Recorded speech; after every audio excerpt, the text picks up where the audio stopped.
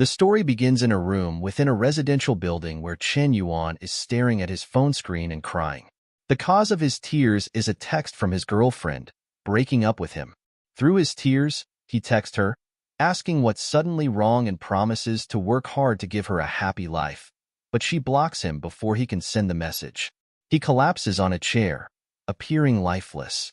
His roommates, unaware of his distress, invite him to play a game, but he ignores them and rushes out of the room. Observing his odd behavior, they assume he's going through another breakup. It's the 6th one this month. On the street, people notice Chen and whisper about him. They recognize Chen Yuan as a notorious dog licker. Chen is there to meet the girl who just broke up with him, Shutong. She warns him not to make a scene as everyone is watching. Chen, believing she's just angry, offers her favorite guava pork and pleads for forgiveness, promising to change whatever she dislikes. The crowd laughs at him, gossiping that Chen works 4 part-time jobs to buy her gifts, yet she still dumped him. Shutong explains she isn't angry. Her ex-boyfriend came back wanting to reconcile, and after much thought, she decided he needed her more. Angrily, Chen calls her ex a scumbag, reminding her that he cheated on her and made her have an abortion. As he shouts, a Mercedes pulls up, and her ex tells her to get in. Before leaving, Shutong tells Chen it's best they don't meet again to avoid misunderstandings with her boyfriend. She drives away, leaving Chen standing there, staring after her. Chen throws the food in a dustbin and enters a convenience store, grabbing a water bottle. As he drinks, he wonders why his heart is always betrayed and if he will remain a dog licker forever. Frustrated, he crushes the bottle and decides there's nothing wrong with being a dog licker. Suddenly, he receives a notification about the most vigorous dog licking system, detecting a host. A screen appears, displaying his biodata and stats. Shocked, he tries to touch the screen and inadvertently touches the chest of a girl standing nearby. She yells at him, calling him a pervert. The system shows her data. Her name is Wale. It informs him that if her favorability towards him exceeds 95 points, she will transform into his licking dog, and he will receive 10% of the amount spent on her as his personal property, along with other rewards. Deciding to use the system on the girl before him, Chen apologizes and offers to pay for her meal. The system successfully binds their dog-licking relationship, with his mission being to counterattack Zhua. The reward for completing the task is 10% dog-licking gold and 5 strength points, which enhance physical attributes like fitness, mental strength, and agility. Zhualei, a popular girl in the art department, once made a man spend 30,000 yuan on her with just 3 words. She smirks at Chen, challenging if he wants to play rich and flirt with her. Onlookers think he's in trouble, but Chen smiles and says she'll know if he's worth it if she tries. She decides to test him, asking him to pay for snacks for all her classmates at the canteen. Though she thinks he looks like a beggar, she's stunned when he transfers 50,000 yuan to her account. The onlookers are equally shocked, thinking he must be a hidden rich kid despite his appearance. Chen smiles and asks if he can add her on WeChat. Zhua, intrigued, agrees but says he must come with her to a place first. Nervously, Chen agrees, having never been this close to a girl before. She takes him to a brand store, claiming she just wants to see his sincerity. He tells her to pick whatever she wants, hoping to test the dog-licking system further. Inside, he hears a familiar voice and sees Shutong shopping for luxury bags. Saddened, he watches her. Zhua notices and comments that she must have come at the wrong time, but Chen smiles and says she's arrived just in time. Zhua asks the shopkeeper if they still have a bag from the spring sales. The shopkeeper replies that there's only one left, but another lady is trying it. Shutong notices Chen and taunts him, saying she can't believe a broke guy like him brought a girl into the store. She tells her boyfriend, who's annoyed as she just celebrated her birthday last month. She explains it was based on the lunar calendar, and now it's the solar calendar. Her boyfriend, irritated by her materialism, questions if she's with him for his money. Nervously, she backs down. Zhua takes the bag from Shutong, saying she'll take it if she isn't buying. Chen pays the bill, increasing Zhua's favorability towards him to 60 points. Smiling, he realizes the power of money. Zhua decides to grab this big fish and calls Chen hubby, thanking him for the gift. Shutong, feeling insulted, pushes Chen as she leaves, telling him he's gone too far. Chen smirks, thinking they still have a long way to go. The system prompts him to bind the dog-licking relationship with Shutong, noting her current favorability is 10%. Once her favorability exceeds 95 points, she'll transform into his licking dog, with a reward of 10% licking gold and 20 strengthening points. Zwa asks if he's relieved now and if she did a good job, wondering where they'll go next. Chen laughs, saying they'll do more shopping. One bag isn't enough. In another store, he points at various items, telling the shopkeeper to pack everything except 2 things. Zwa's favorability continues to increase as he buys her designer perfumes and makeup. Eventually, she tells him it's enough as she can't fit more in her rental house. Chen offers to buy her a house, but she feels ashamed, saying he's already spent a lot on their first meeting. Her favorability drops by 5%. Chen, worried he scared her, reassures her by listing facts about her. She's a junior in the College of Fine Arts, 21 years old, 165 centimeters tall, weighs 49 kilograms, loves black, enjoys Korean food, is a Capricorn, wears size 37 shoes, likes horror movies but is afraid of walking at night. He assures her he wouldn't be so forward if he wasn't sure about it. He then tells the shopkeeper he wants to load their store value card for exclusive members with 500,000 yuan, ensuring that whenever this lady visits, she'll be shown the latest models directly. The shopkeeper follows his instructions. He then tells Wale that if he scared her, she should consider this card a peace offering. Looking at him affectionately, she starts blushing. Leaning close, he whispers in her ear that if she can't handle it, she should give herself to him. She shyly slaps him, calling him a bad boy, which increases her favorability towards him by 30%. Even the store employees begin to admire him, commenting on his generosity and consideration for girls' feelings, despite his modest appearance. Chen reflects that flirting as a rich man has a vastly different effect compared to doing so as a poor man. Zwale, appreciating all he has bought for her, asks if he doesn't want to buy something for himself. He replies that he has no money. She then says it's her turn to give him a present, thinking that to catch a big fish, she needs to give something back. She takes him to a men's clothing store and buys him a few outfits, then to a salon for a new haircut. With his new look, his entire personality seems transformed, and Zwa's affection for him grows. For the first time, Chen feels the importance of self-care. Zwa lifts his chin with her finger and remarks that they look like a good match now. She then thanks him for a wonderful day, admitting she almost felt in love for a moment. She blows him a kiss and bids him goodbye, leaving his current favorability at 68. When Chen returns to his room, his roommates are shocked by his new look. They ask what he has been doing all day and why he is dressed so differently. He casually mentions he went on a date with Zwa. They are skeptical, reminding him of his troubles with Shutong and doubting his chances with Zwa, who is highly sought after in the art department. Later, he receives a text from Shutong suggesting they delete each other's numbers if he hates her. Chun knows she is trying to mess with his head. He thinks deleting her number would hinder his ability to increase her favorability and earn rewards. He replies that he can only hate her if she holds a special place in his heart. She confesses she is with her current boyfriend because she is vain, needs 50,000 yuan for her mother's medical expenses. Without hesitation, Chun transfers 50,000 yuan to her account. Shocked, she tells her friend about the generous transfer. Her friend, surprised, asks who would do such a thing, and Shutong shows her Chin's name. She begins to question if dumping him was a mistake and decides to ask him about his money and relationship with Zwa. However, she is disappointed when he doesn't reply as he has put her contact on Do Not Disturb. Chun realizes Shutong is too predictable while Zwa cannot be rushed. He ponders where else he can legally spend money on women and decides to try a live streaming platform.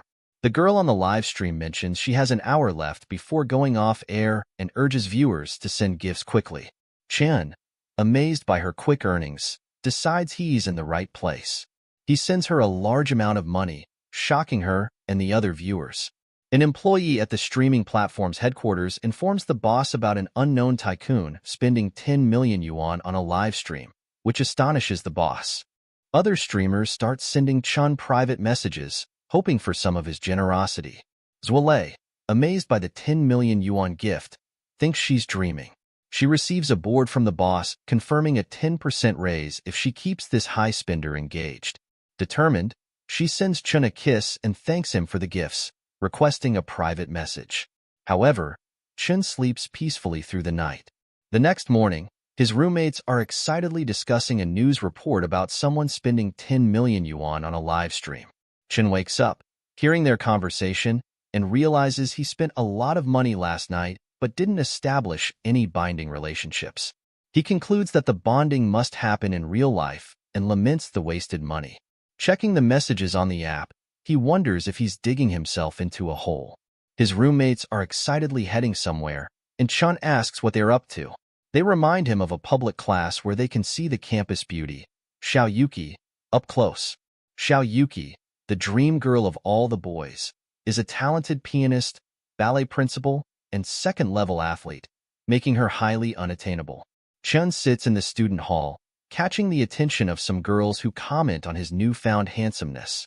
He thinks about how no one has been able to win over Xiao Yuki in 3 years, wondering how much it would cost.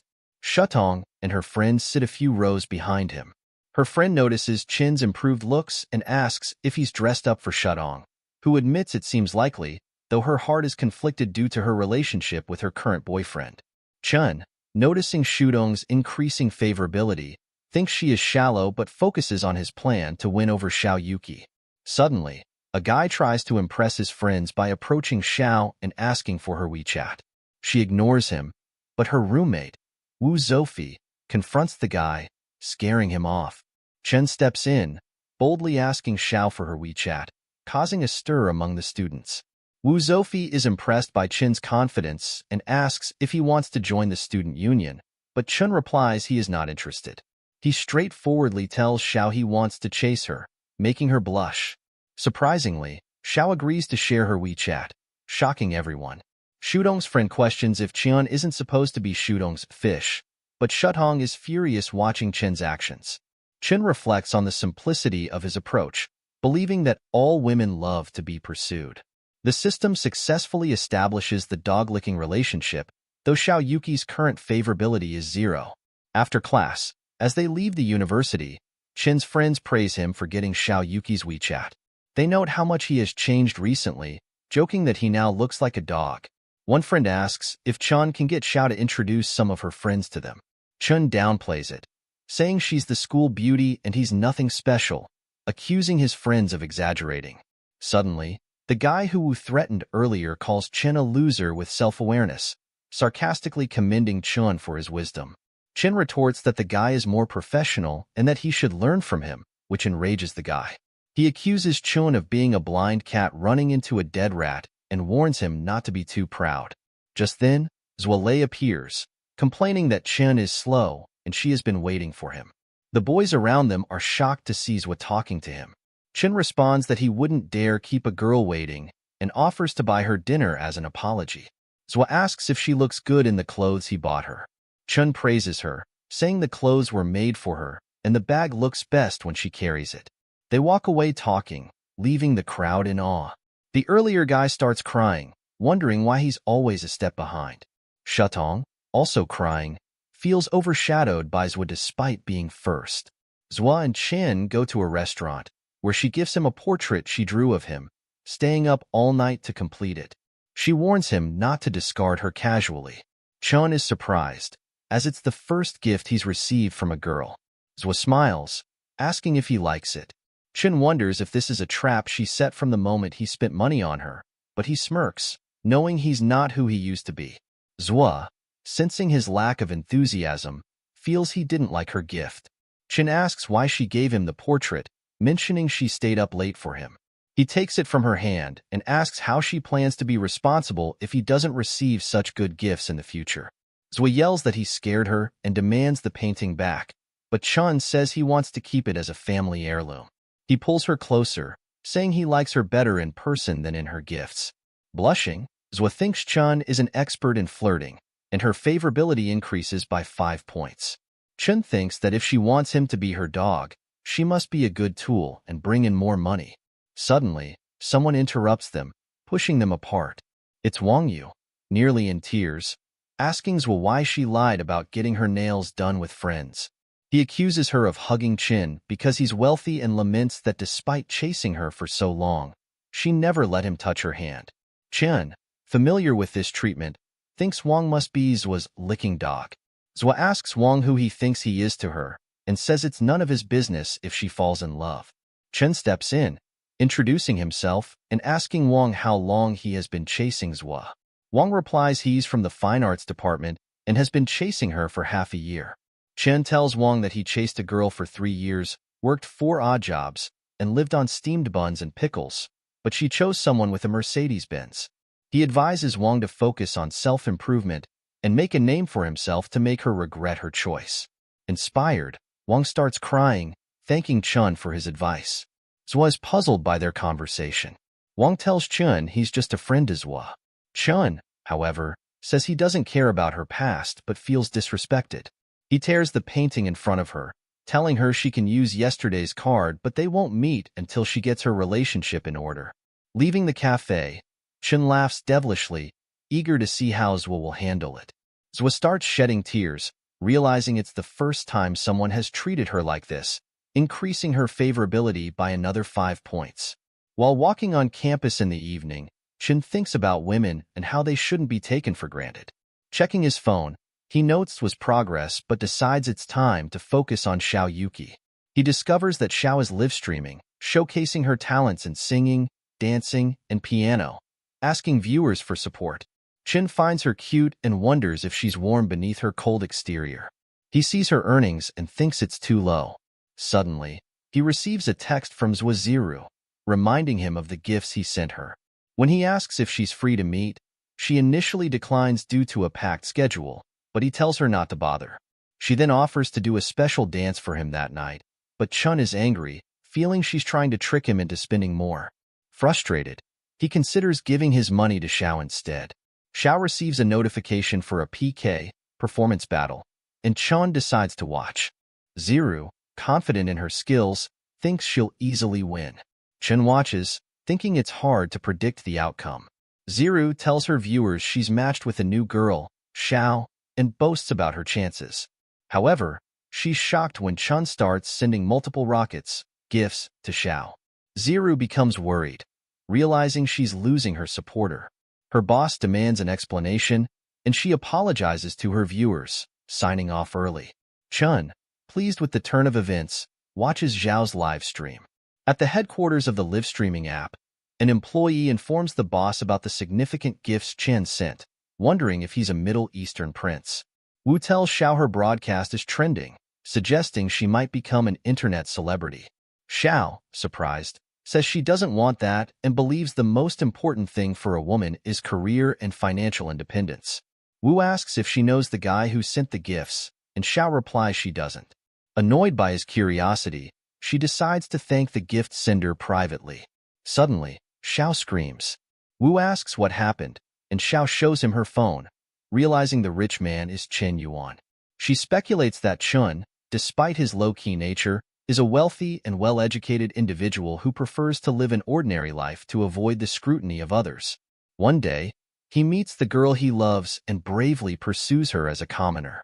Xiao thinks this must be Chen's story and asks her if she is reading too many novels these days. She does not care what Wu thinks and says Chen has lived well since childhood, so pretending to be ordinary must be challenging. Now she has to thank him sincerely. Chen comes back after taking a shower and sees Zhao's text. She invites him to dinner tomorrow and says she will wait for him at the school gate. Chen thinks that she did not ask him where he got the money for the gift, but simply invited him to dinner. He wants to see what she is up to. The next evening, he reaches the school gate on an electric bike and stops near a luxury car. The middle-aged man with a cigar outside the luxury car asks Chun if he is waiting for someone. He replies yes and asks if he is waiting for someone too. The man replies that he came here to pick up his goddess. Xiao appears on the road, and Chun looks at him in shock. The uncle tells Chun not to look at her and says Chun must work hard to earn money, or uncles like him will pick up all these beauties. Xiao looks at Chun and sits on his bike behind him. The uncle is shocked to see that beauty choosing that guy's bike over his luxury car. He kneels and cries, asking what the purpose of making so much money is. Xiao feels like riding a heavy bike and sitting with her husband after marriage. They arrive at a local restaurant, and Chun parks his bike outside. Their orders of spicy and garlic dishes are served. Chun starts serving her food. She adores his manner, thinking he forgot to be a gentleman even in a simple stall. It is the style of a noble family. Chun passes her the glove box. She smiles and thinks he treats people with a sense of propriety. A little more and they will be attentive, a little less and they will be cold. He is a very disciplined family man. Chun wears a glove and starts eating lobsters with his hands. She looks at him and thinks this must be the smallest lobster he has ever eaten. She thinks that if he is so rich and eats with her, he does not want her to be stressed out. She thinks he is such a soft, gentle flower of the highlands. Her favorability towards him increases by 10 points. Surprised by this sudden increase, the lobster falls out of his hand. She picks up a lobster and feeds him with her hands. She blushes and says she will peel the shrimp for him. He is amazed and starts liking her generosity. When she is feeding him, Shang and her boyfriend enter the restaurant. She is shocked to see Xiao feeding Chen shrimp. She is worried and thinks first it was Zhou Liu and now Xiao Yuki. She wonders how he could be so capable. She tells her boyfriend Junkai that there are too many people here and asks if they can go somewhere less crowded. He grabs her and says he thinks there are a lot of acquaintances. He tells her that he is a person who likes to eat in crowded places. He goes to Chen's table and throws some money at him, telling Chen to take these $500 and give him his seat. Chen looks at the currency notes fallen there and wonders what Junkai is doing and if he thinks he looks good like that. Junkai throws more notes and asks him if these are enough before Chen shows any reaction. Xiao stands up in anger. He thinks that he was provoked and wonders why she is so angry. Xiao angrily thinks about what that dog thinks of himself, daring to mess up her perfect date. Seeing all that money, a guy comes there and tells Junkai to give that money to him, and he will give his table to Junkai. Junkai grabs him by the shirt and angrily says he wants this table. Suddenly, he gets hit by a purse, and one of his teeth breaks. It was Xiao, and Chun was stunned to see her being this brave. At that very moment, a vast woman appears on the scene and tells Junkai that he eats her food, wears her clothes, drives her car, and asks how he dares to use her money to pick up girls. That woman looks furious. Chun looks at her and is scared to death. Junkai, who just got hit by Xiao, grabs his face with one hand and asks why Xiao is here. She thunders and asks if she had not been here, how she would have discovered that he was having fun with women behind her back. She says Junkai is a beast worse than a pig or a dog. Junkai tries to play innocent and says she has got it all wrong. He asks how he could have a woman. He says that she has given him everything, and there is no way he could betray her. He grabs Shang by her hair, pulls her, and says it was her. She seduced him. Shang cries and says that Junkai is lying. He asked her first and also said that he was single. He slaps her on her face and tells her to shut up. Shang looks at him with tears in her eyes. He again raises a hand at her and tells her to lower her gaze. Chen grabs his wrist and stops him there. He asks Junkai if he does not feel ashamed of himself while hitting a woman. Shang cannot believe that Chen took a stand for her. She thinks he still loves her, and her favorability for him increases and reaches the target point. The system informs him that Lin Shang, the dog-licking partner number 2, has a favorability score of 95 for the host. It congratulates the host for a successful counterattack. Dog-licking target 2 spent 50,000 on dog-licking gold and rewarded the host 5,000 yuan. Lin Shang is transferred into a licking dog. The host is rewarded with 20 enhancement points. With those points, his strength and agility increase. Chun bends Junkai's arm. Junkai gets hurt and asks him to let him go. He lifts a bottle from a table and tries to hit Chun with it, but Chun breaks the bottle in Junkai's nose with one punch. Chen tells him that there is no shame in eating soft food, but he is a beast who eats soft food and beats women. Junkai feels insulted and brings out a knife from his pocket. Xiao tells Chun to watch out. Chun speedily grabs his wrist and releases the knife from his grip. Then he lifts him and throws him. Junkai passes out. The crowd gathers around to see the fight. Chun starts walking outside. Shang looks at him and rushes toward him. She grabs his leg and says she was wrong and blind. She asks him for a chance to start over. He asks her if Chin, whom she is talking to, is the person who once carried her over 10 kilometers to the emergency room at 3 a.m. Is he still the same Chun who saved up for half a year to buy her a cell phone only to be criticized for not being the latest model? Is it Chin who knows she is frivolous and vain, but always believes she will look back one day? He tells her that the old Chun is already dead. She chose it herself. Then he leaves her there crying. Chin drops Xiao at her hostel. He apologizes to President Xiao for the mess tonight. She replies that calling her president is too rude. He should just call her Kiki.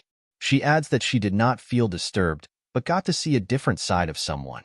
She thinks that Chun is a person who becomes more impressive the more someone looks at him. He has a hunch that he will bring her countless surprises. Shang enters her room while crying.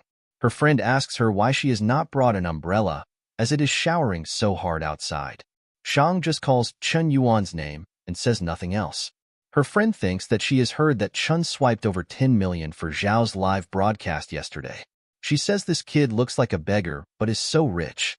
Shang is shocked to hear that and asks her where she heard that news.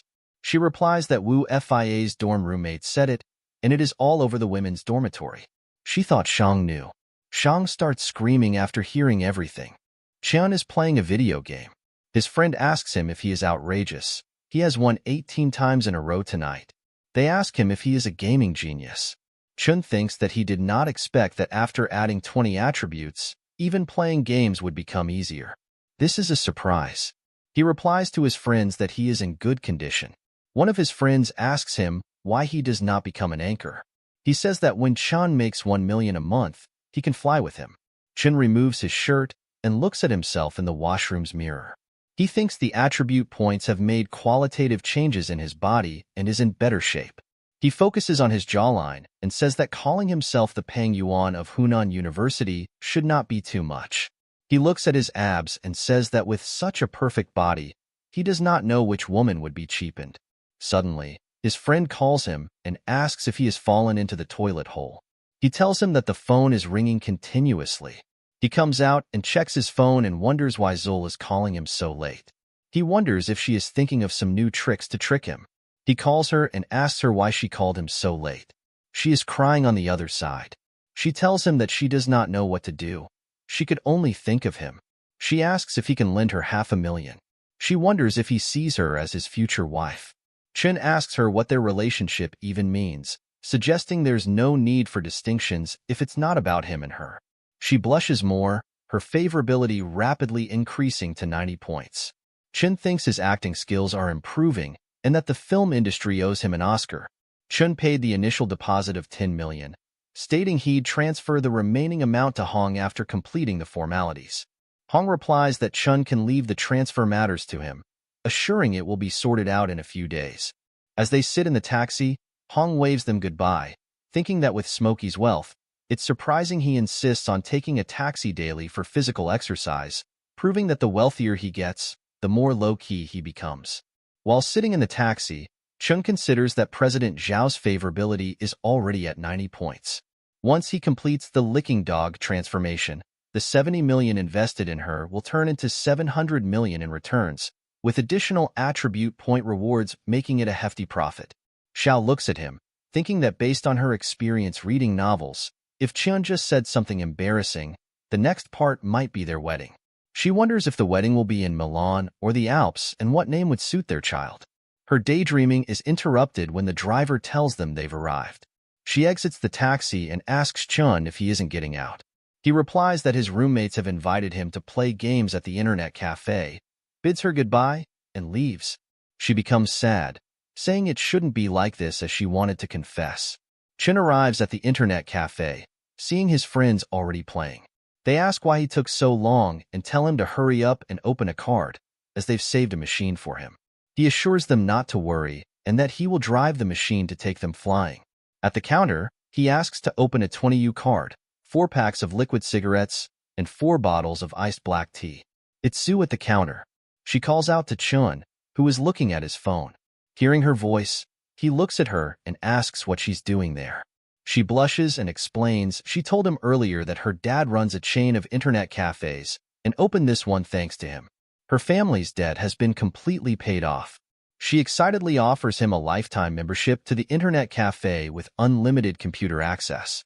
He replies that it's not necessary, but she insists.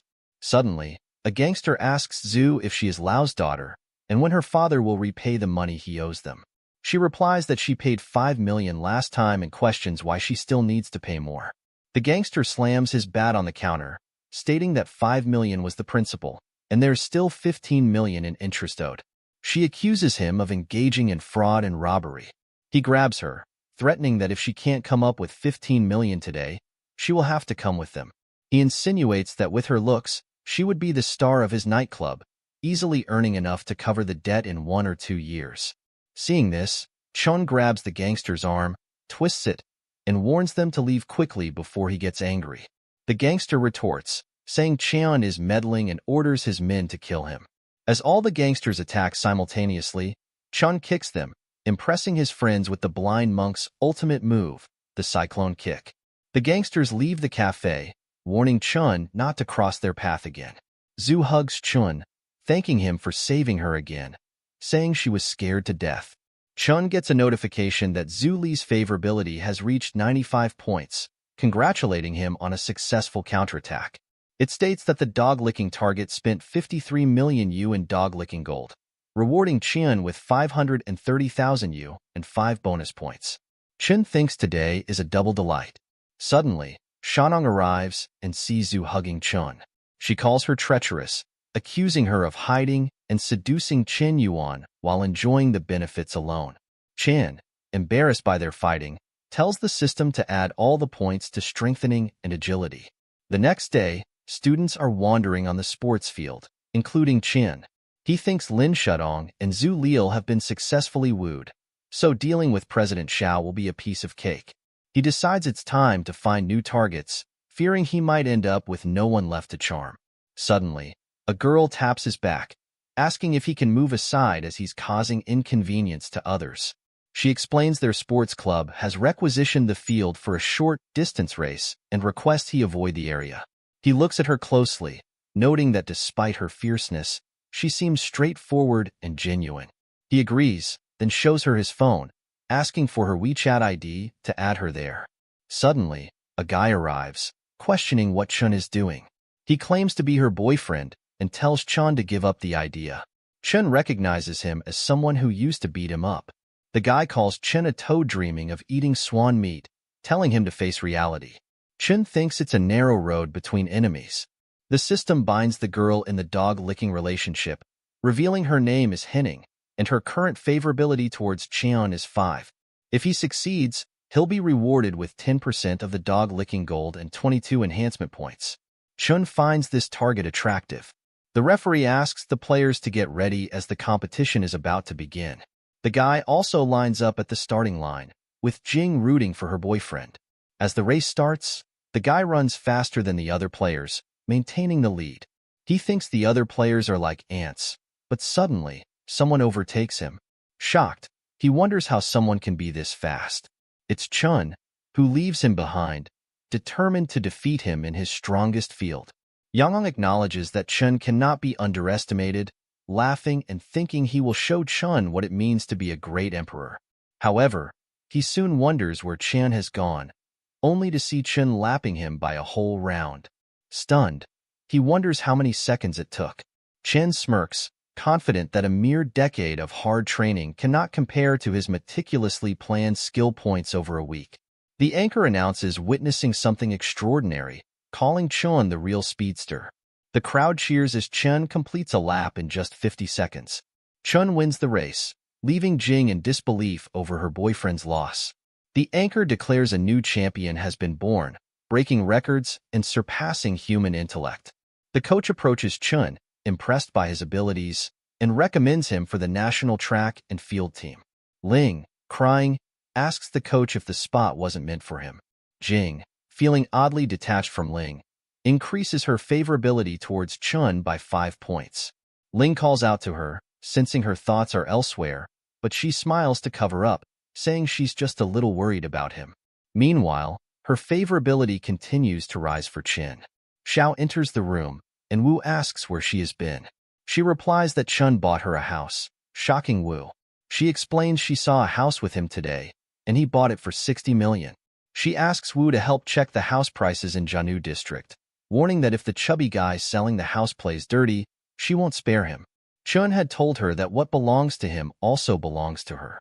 Woo laments his own misfortune, wondering why he can't encounter such good luck. He feels jealous of her. Woo tells her not to show off and promises to help. Suddenly, he sees something on his phone and yells, "What is this?" Someone has posted an article about Chun, labeling him a top-tier scumbag juggling multiple relationships simultaneously at the 21st level. Chun's roommate shows him the article online and mocks him. Chun is furious, thinking the article's author must be kidding him. He knows he's just a money-splitting boy and realizes he's been relatively high-profile lately, suspecting someone might not be happy about it. He wonders who that person could be. 3 nerds are behind this scene. The one with glasses tells the others their article has been pushed to the top of the list and has gone viral. His fellow laughs, saying Chin's reputation is over. Suddenly, Ling comes to them and asks what they're doing by drawing the curtains and turning off the lights in broad daylight. Startled by his sudden appearance, they call him scary for always walking silently. The main culprit tells Ling about Chen Yuan from the School of Liberal Arts, saying they're dealing with him because he's been very arrogant lately. Ling looks at Chin's picture and recognizes him as the guy from the sprint race, realizing it's the same Chun he used to beat up in high school. He laughs and tells the 3 he knows Chun well, having gone to the same high school. He describes Chun as a sociopath since childhood and provides information about him. Ling says Chan is probably not a good guy, accusing him of persistently clinging to and harassing girls. The 3 welcome Lings help to add more to their viral article. Ling seeks revenge, thinking it doesn't matter if Chin wins games and the coach likes him. He wants Chin ruined. They update the post, claiming Chin rides on mini boats, objectifies women, and frequently teases and belittles them, advising women to beware of this well-dressed beast. They allege the women in relationships with him are not there voluntarily. The article states an insider revealed Chun had a reputation in high school as a 3-headed dog, the best of all, licking dogs. The article spreads like wildfire, shocking everyone who reads it. The university principal reads it, slamming his phone on the table in anger. He declares it too much and unreasonable, vowing to investigate and, if true, expel this scum. Xiao tells the investigation team that Chen Yuan from Huda College of Liberal Arts is an exceptional person who despises girls' suffering, comes from a famous family, and possesses extraordinary wealth yet is generous and helpful. She adds that he transforms into a dark knight at night, fighting evil and protecting the city from sin. Xiao describes him as a hero based on her woman's intuition. The principal, hearing this, asks his secretary if Xiao Yuki's testimony is credible. The secretary replies that although she seems a bit weird, as the vice president of the student union, she shouldn't lie, implying Chun is probably a good person. The principal orders the officers to question Chin's classmates further. The officers approach Sheng, showing her their IDs and asking for help in their investigation. They take her to the investigation room, where she starts crying, insisting Chen Yuan is a good person and expressing her own feelings of inadequacy. She admits to being emotional, saying it pains her to think of him because he doesn't love her back. The officer hands her a tissue and clarifies that she thinks Chen Yuan is a good person despite rejecting her love. She confirms this, stating Chun is undoubtedly good and has done nothing wrong. The principal hears her testimony, leaves the room, and smokes outside, contemplating the possibility of Chin's innocence and the forum's intent to smear him. He then sees 2 people approaching with a banner. Introducing himself as the president of Hunan University, he asks what they need. Zoil, from the art department, presents a banner for Chen Yuan from the literature college, praising his bravery and help to her family. Shocked by this, the principal realizes he may have wrongly accused Chen.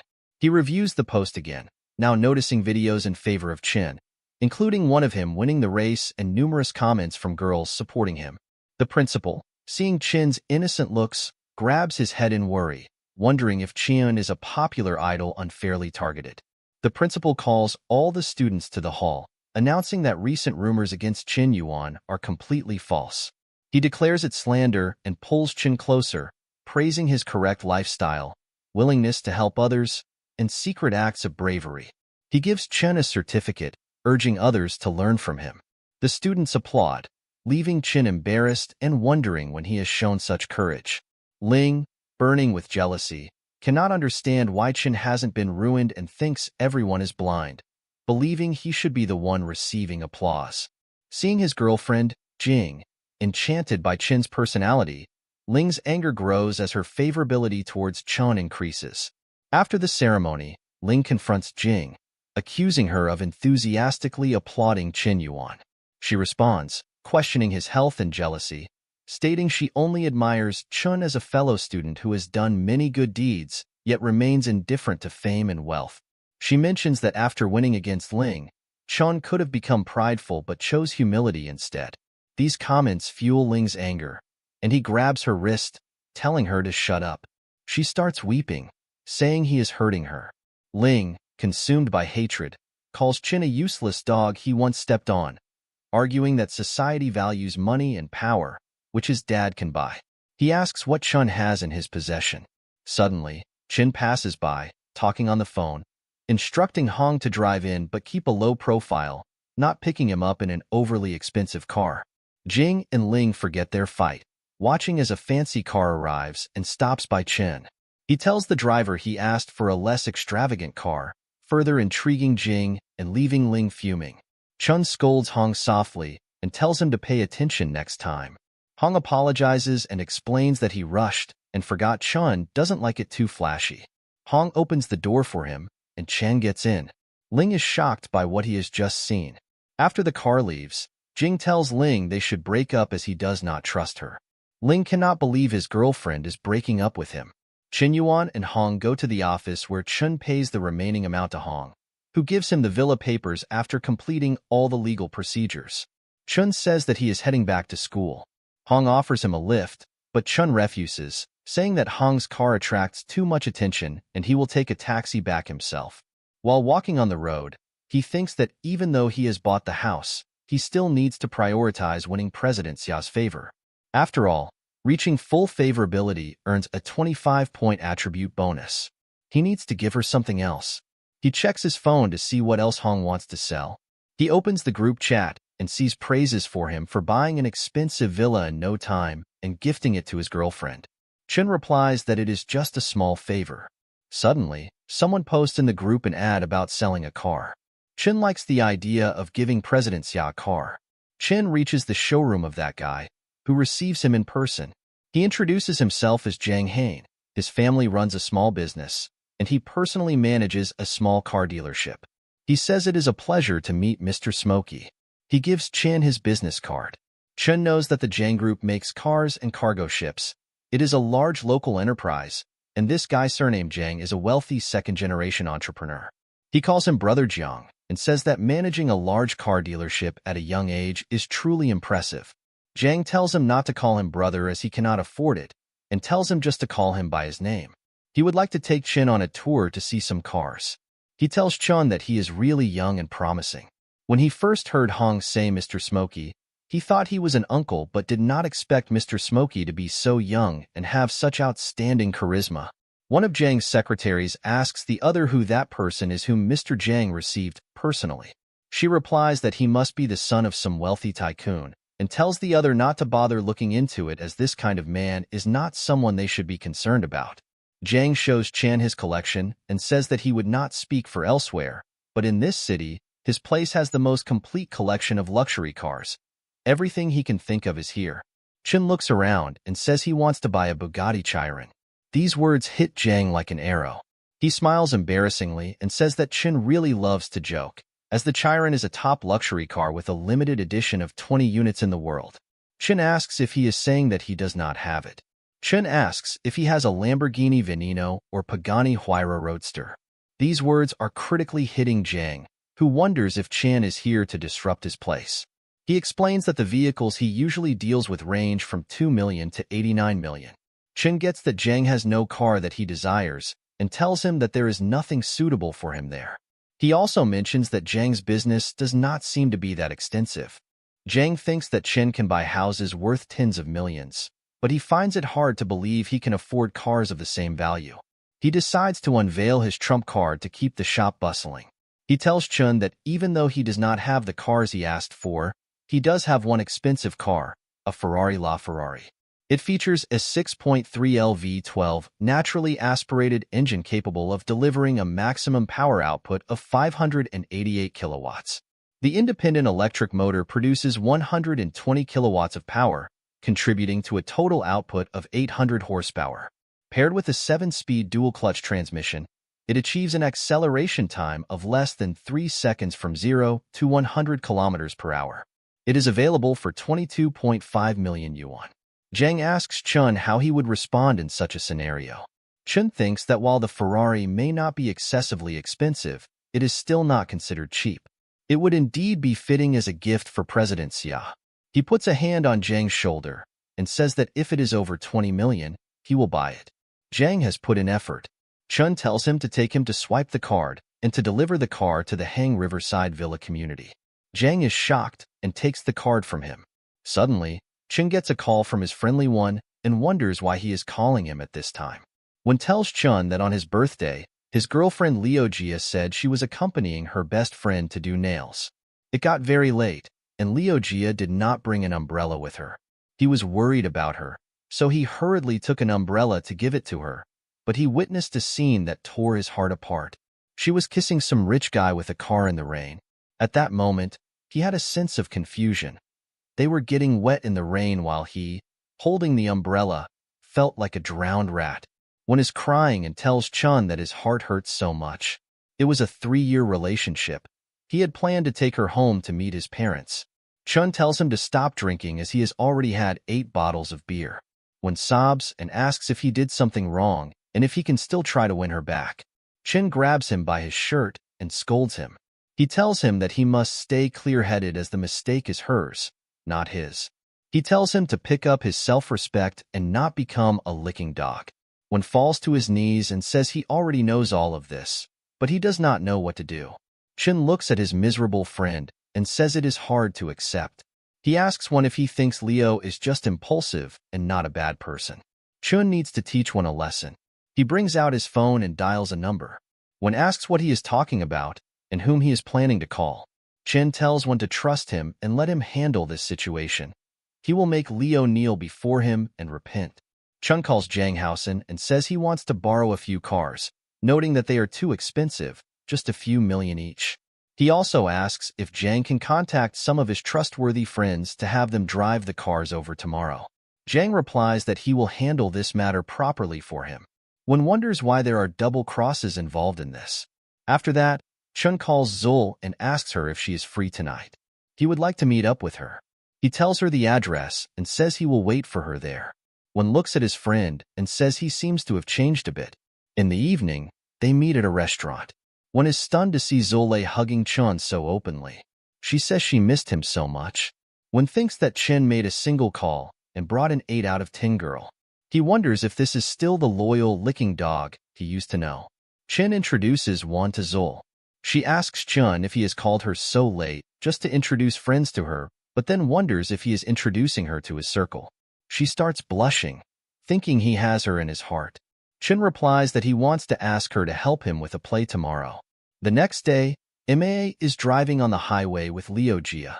He tells her not to be gloomy. She will not be happy with that loserly one. He will get her a new bag for her birthday in a few days.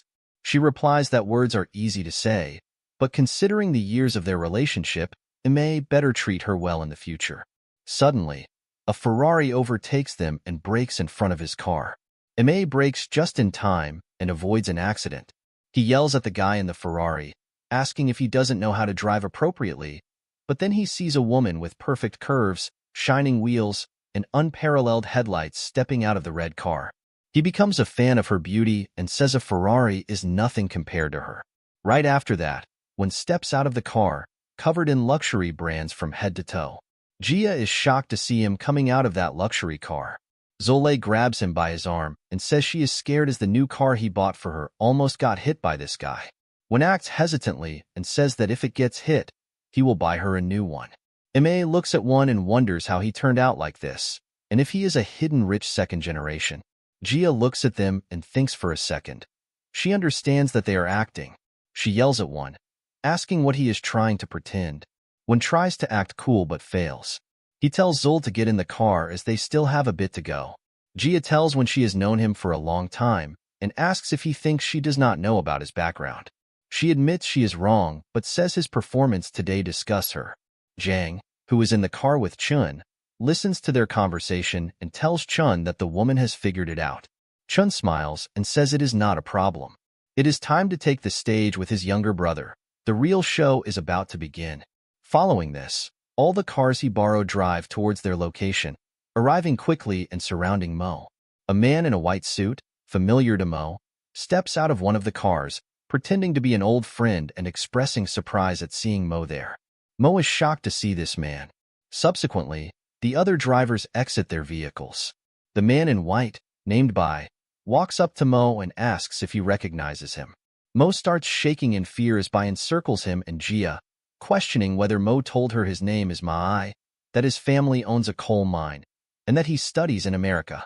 Bai grabs Mo by the head, telling Gia that Mo is a habitual liar who pretends to be wealthy to deceive women into bed, calling him nothing more than a gigolo.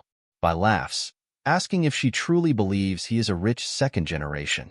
He mocks Mo's tactics as clumsy and says he should have starved by now, yet naive girls still fall for it. He adds that Gia does not deserve to be with wealthy people. Gia, devastated by his words, runs to beat Mo with her sandals, calling him worse than a dog and threatening to kill him.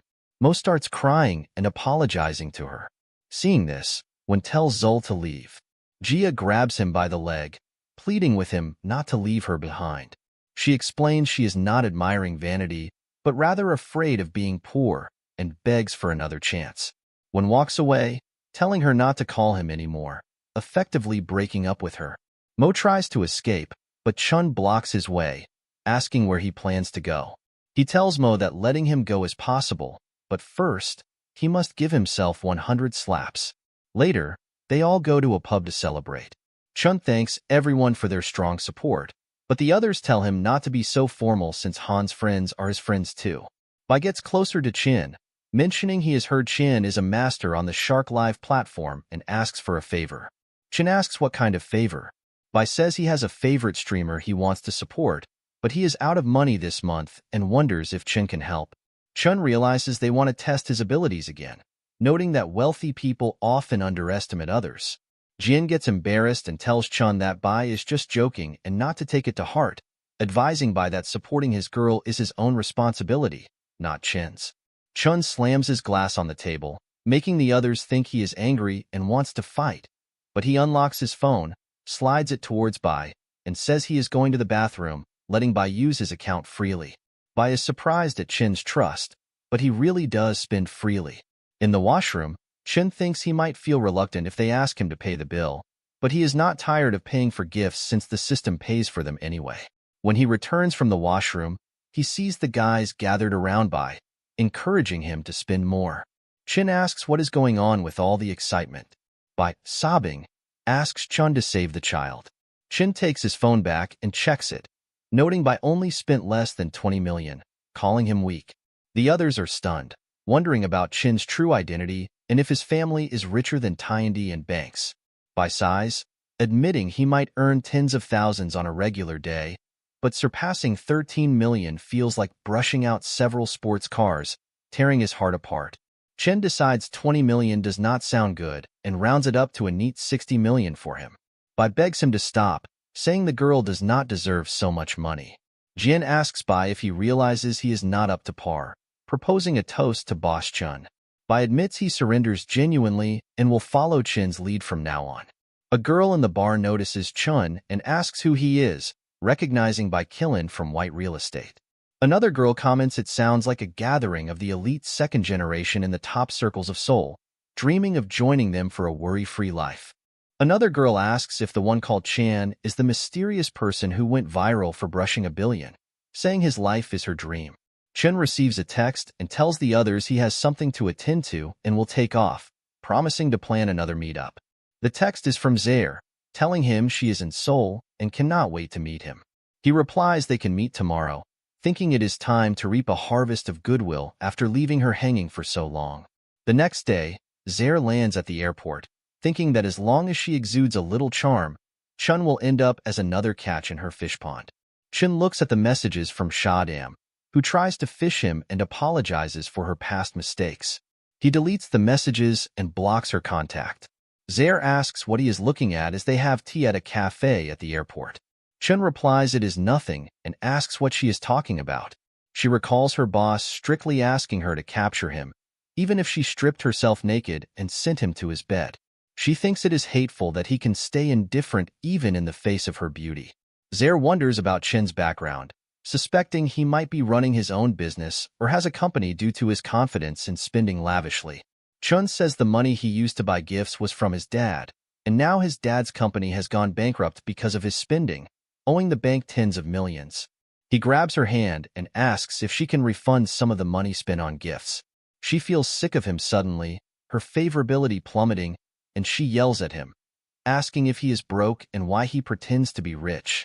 She scolds him for wasting her time, calling him a disappointment.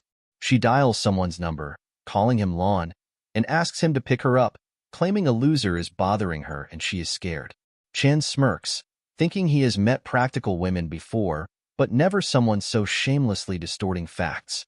Lon enters the cafe, roaring, asking if Chun knows who runs this territory in Seoul. Zaire runs to hug him, claiming Chen harassed her. Lon is surprised to see Chun, ignoring Zaire and running to shake Chen's hand. He introduces himself as Cha Lon, who followed Brother Bai to toast Chun yesterday. Chen remembers him, and Lon expresses regret for not having more drinks with him yesterday, inviting Chun to honor him. Zaire is stunned to see Lon being polite to Chun, knowing Lon is a top-tier rich second generation in Seoul with numerous family industries and connections. Lon scolds Zaire, calling her stupid for not recognizing Chun as his eldest brother, saying Chun has enough money to bury her whole family alive. Zaire realizes Chun was testing her sincerity, and she missed the opportunity, thinking she must reclaim the moment. She apologizes to Chun, admitting she misunderstood him. The system notifies him that the dog-licking relationship has successfully bound, and the title Zaire will give him 20 strengthening points. Chun, playing it cool, takes a sip from his cup and says he forgives her, attributing her actions to youth and inexperience, and adds that he was just joking with her. She thanks him, calling him her favorite, and her favorability towards him increases. Chen notes that she is indeed a professional anchor. Her favorability rises quickly as long as there is money involved. Unfortunately for her, he will not simply let her go. Lon, furious, yells at her for treating his brother to foreign soy milk despite boosting her popularity to millions. He tells Chun they should consider today an unexpected encounter, hosting Chun and insisting he must honor them with his presence. Chin agrees, saying he will show the respect Lon deserves. Chin opens his car door for Lon and helps him sit carefully. Zaire also rushes to sit with them, grabbing Chin's arm and keeping her chest close. She asks if he is still angry with her, to which he replies that she is worrying for nothing. She wonders why he is using the Shark Live app. Chun watches an anchor's live stream and sends multiple gifts, shocking the anchor. Zaire, stunned by the quick gift-giving, regrets missing the opportunity, realizing Chen is playing with her. However, she finds his spending impressive, thinking that if his fingers were not tapping the screen, they might be touching her. Her favorability towards him increases dramatically. Lon brings Chun to Seoul's most famous private restaurant, Black Pearl, a 3-star restaurant with a members-only reservation system ensuring high privacy. Lon explains that the restaurant is renowned for its 3 highlights: outstanding food, unique scenery, and the boss's daughter, Xiao Yuki. Xiao is there, playing an instrument, and she looks at Chun, who is taken aback by her presence. Xiao sees Zaire holding Chin's arm, and her favorability for him decreases by 5 points.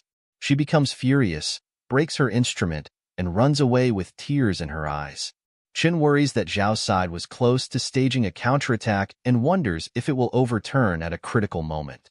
He chases after her and catches her in the corridor. Xiao yells at him, accusing him of toying with her emotions and asking him to let her go. Chan, thinking quickly, decides to play the victim, asking if she is watched to the fore. She cries, asking why he is bringing up movies when she is talking about her feelings. He tells her he is the tomato tycoon, lighting a cigarette to appear burdened by life and responsibilities. He explains that his extraordinary family background comes with an unwritten rule.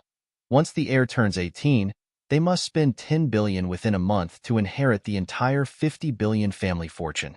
He describes his diligent efforts to spend the money, including investments, charitable activities, and environmental protection initiatives.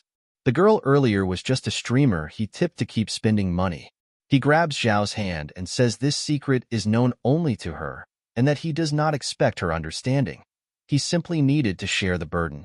He bids her goodbye, telling her to take care of herself, and walks away. Zhao, realizing she doubted him wrongly, runs after him and hugs him from behind, asking him not to leave her. She admits her mistake and apologizes for accusing him, thinking he genuinely cares about her and revealing secrets like his family inheritance. Her favorability level increases to 92. They return to the others with smiles, and Zhao tells them not to apologize as her earlier mood affected everyone's meal. She offers to cover the meal for Chen, impressing Lan, who notes it only took Chen 5 minutes to sort things out. Zier, feeling jealous, thinks Zhao is acting high and mighty, trying to be the main consort. She asks Chen who Zhao is, as he has not introduced her yet. Zhao tells her not to call him brother, likely younger than her.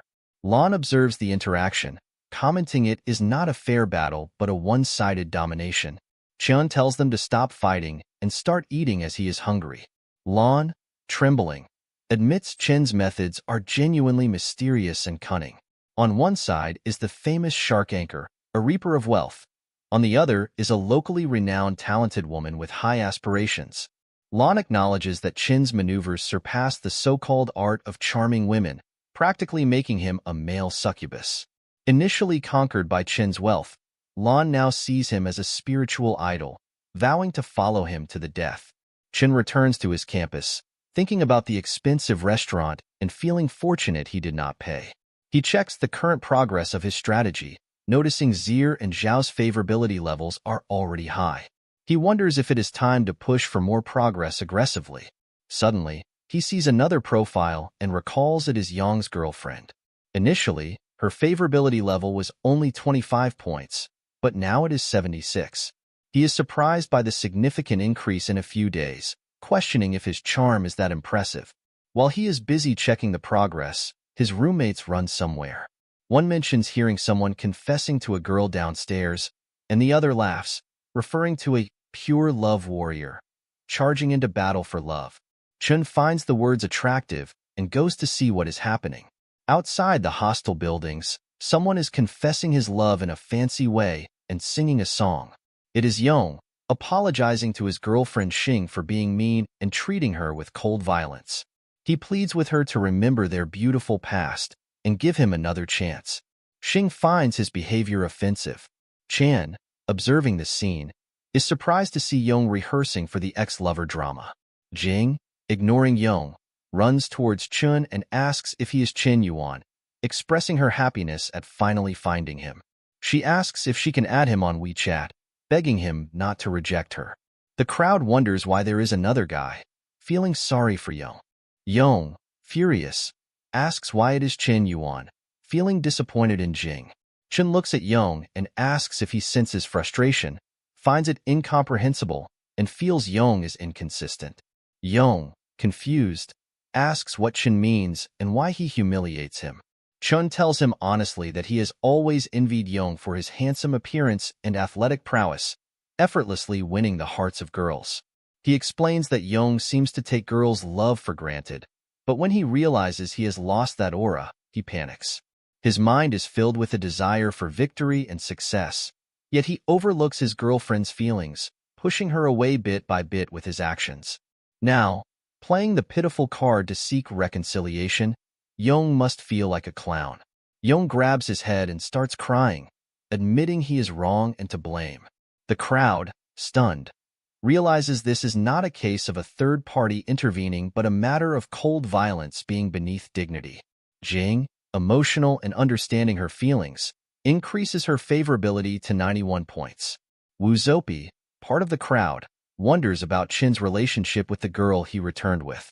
Turning to tell Xiao, he enters the room and loudly accuses Chun of cheating on her, nearly startling her with his sudden entrance. Xiao tells him firmly to stop fooling around, mentioning anyone can cheat, but not Chun Yuan. It's impossible. Wu Zoupi insists a girl downstairs is confessing her feelings to Chen Yuan, citing their meaningful glances. Xiao dismisses it, stating Chun can't control others' expressions of feelings. It doesn't necessarily mean anything significant. Wu Zoupi shows her news of Chen lavishly spending money on other women. Xiao calmly responds that Chun had told her about it. The total amount spent exceeds 30 million. Wu Zoupi is shocked, but Xiao reaffirms that trust is crucial in any relationship, patting his head and explaining he wouldn't understand such heartfelt telepathy, having been single since birth. She then starts singing. Wu Zoufi wonders how such a sensible person ended up behaving so foolishly. Chan, yawning from fatigue, is urged by his friend China to focus during the murder mystery game. Chen replies he didn't want to come in the first place. He was begged to join by China. Nearby girls ask why Wu Zoufi is being so loud, possibly scaring Chen Yuan, as they enjoy watching him sleep. One girl asks if Chun has time for her tonight. Another offers to buy him hazelnut tea. China tells him if he doesn't come, these girls won't either, jesting that a handsome guy like him won't understand an ordinary guy's struggles. Chun points at Shang, asking China to explain why she's here. Shang is also acting in the play. She sobs, confessing she abandoned her childhood sweetheart for a wealthy man who later killed her, feeling she deserves this punishment without searching for a culprit. Her classmate calms her down, saying they can't continue playing this way. Tao informs Chun that if Lin Shutan hears he's around, it's tough to avoid her tagging along, asking Chun what's wrong with her. He's heard she's been seeing a doctor lately, possibly due to health issues. Chun wonders if he's gone too far. Despite her hurting him deeply, she sincerely desires repentance after forming a connection. He questions if he's being too harsh, even if she's at fault and feels guilty. Suddenly, a random girl approaches him, spreading a rumor that he's the online sensation Mr. Some Smoky. She asks if it's true, noting his online handles match. A man interjects, threatening violence if Chen Yuan is indeed Mr. Smoky, boasting of Mr. Smoky's lavish lifestyle. Chun recognizes the man and introduces him to Shutan, who's surprised to hear he's not Mr. K. Smoky. The girl Chun introduced quickly adds Yato on WeChat. Whispering to Chen, she compares their past dynamic to beating a dog versus being stepped on by him now. She tells the waiter that Chen Yuan is his classmate, making him happy and resulting in his table's bill being waived. Chun covers his face, laughing hysterically, leaving his classmates puzzled. Eventually, he assures them he's fine, having realized some things. He feels he gave Shutan the chance she wanted, but believes a leopard can't change its spots. He won't sympathize because she doesn't deserve it. Chun leaves the cafe as Leno invites him to a high school reunion at Kusha restaurant, daring him to come. Leno promises to cover all expenses today, prompting praise from his friends. They commend Leno's generosity, noting how he welcomes everyone and mentions Ru, whom he describes as a perfect match for him. Chun observes Ru, the bright spot in his life during high school, mysterious and noble, like an unsolvable equation captivating all the boys. He approaches her, asking to add her on WeChat for easier communication, irritating Yao. Ru agrees but wonders who he is, feeling they've never met before. The system notes their developing relationship, with her favorability towards Chun currently at 0. For a successful counterattack, he'll gain 35 attribute points and skills. Everyone in the room notices Chin's newfound strength, wondering about his transformation. Jia questions if he's become a lackey for wealthy second-generation kids, highlighting his recent associations with them. She accuses him of supporting notorious scumbags like Lu Wench. Wen defends him, prompting Jia to recall how Wench toyed with her feelings before moving on effortlessly, leaving her heartbroken. Yao joins in, offering Chin a job, suggesting he work for clean money instead of associating with wealthy second-generation peers. Chun muses that Jia aims to defame him while Yao assists in the attack, seemingly planning it together. He smirks, realizing these challenges are opportunities to assert himself. Chun texts Zhang Hozhen to bring his Ferrari to Kushu restaurant's entrance as they prepare to leave. Their group thanks Yao for treating them at the 4-star hotel, noting how these classmates might now avoid showing their faces. Yao offers to drive Ru home, insinuating he'll be her exclusive driver tonight, but she politely declines. A guard interrupts, requesting Yao move his car due to a VIP arriving. Reserved parking after 9 p.m. Yao questions the guard, asserting his right to park while spending at their restaurant, learning a lesson about VIP privileges. Yao waits by his car, curious to see who the important VIP is. Soon, a Ferrari LaFerrari arrives, a car he's only seen at exhibitions. Jang Haein of Jang Group steps out, a figure rumored influential among Seoul's wealthy second-generation circles. Yao feels relieved he hadn't crossed paths with him.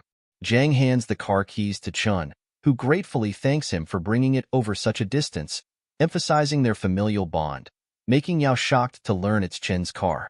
Others wonder if Chun is genuinely wealthy. One remarks Chen's Ferrari could buy more than a dozen of Yao's cars. Chun tells Jang he wants to introduce an old classmate, silencing some girls who criticized Jia's earlier accusations. Ru realizes Jia and Luno slandered Chen, feeling drawn to him despite his immense wealth. Chun seizes the moment, asking if he can escort Ru home. She agrees, and they leave in his Ferrari. Behind them, Yao hears when comparing people's differences to those between humans and dogs, feeling insulted but unable to respond. Chen drives Ru home, where she reflects on impulsively joining him, unsure about their sudden connection. Chun notices her Dita Von Teese pendant, surprising her with his knowledge. They bond over shared interests, leading to a blush from Ru. Chun drops Ru off, playfully sharing a gesture from their favorite cartoon. She tells him to call her Ru and thanks him, both laughing at their playful interaction. She finds Chen intriguingly different from other wealthy men. Meanwhile, Chen checks a chat from a wealthy tycoon group discussing various topics. Jang mentions a major gossip piece involving Ru and Zio Gang's engagement, hinting at financial troubles within Zio Group and the potential marriage alliance. Shocked, Chun resolves not to let Ru marry someone else. He decides not to be passive in her life anymore, rushing to find her. Along the way, a woman mistakes him for a running man from a video and offers him a chance at internet celebrity, but he declines firmly. She persists, mentioning backing from Mr. Smokey, irritating Chun. He vents in his wealthy friend's chat, seeking help against her harassment. The woman, Shun Shui, panics when her boss summons her, fearing job loss. Chen ponders the hand group's audacity to vie for Ru, vowing to assert his own influence. Meanwhile, Ru's parents take her to meet the Han family, reassuring her amid their financial struggles. She's surprised by Chen's text asking about her location, revealing she's headed to Emperor Place restaurant for a scheduled event. She considers Chen a better option than her arranged match with Han's heir, feeling her father's unusual behavior signals more than a simple blind date. At the restaurant, they meet Mr. Han, impressed by Ru's grace and poise. She notices her father's secretive behavior with a bag of documents, suspecting more than a casual meeting. Mr. Han welcomes them warmly, signaling a potential family alliance. Ru texts Chun, updating him on her whereabouts in room 305. Zio Gang grasps her hand and confesses that since their last meeting at a party, he's been unable to focus on anything but her. He's lost his appetite and even dreams of her at night. Assuring her that his father will assist her family during tough times, she withdraws her hand and reluctantly thanks him. He places his hand on her back, suggesting they drop formalities since they'll soon be family. As he touches her hips, she slaps his hand, insisting he control himself. Her father scolds her for her rudeness towards Hanno Gang, apologizing and suggesting she doesn't know better due to her youth. Mr. Khan's laughs, seeing a match between Zio Gang and his daughter, inviting them to sit as Mr. M. Ono reviews the contract. Around the meeting table, the manager presents the equity transfer agreement, detailing additional clauses. According to the agreement, the Han family will inject 100 million yuan into the Yin Hang group of the Z family for a 20% stake, contingent on Z Ru marrying Han Zio Gang. Shocked by the conditions, she grabs the paper, reads it, and cries, accusing her father of selling her. Her mother tries to calm her, but she refuses, questioning why their business failures should dictate her life. She condemns Hanno Gang's vices and vows never to marry him. In a shocking turn, her father slaps her, leaving her bewildered.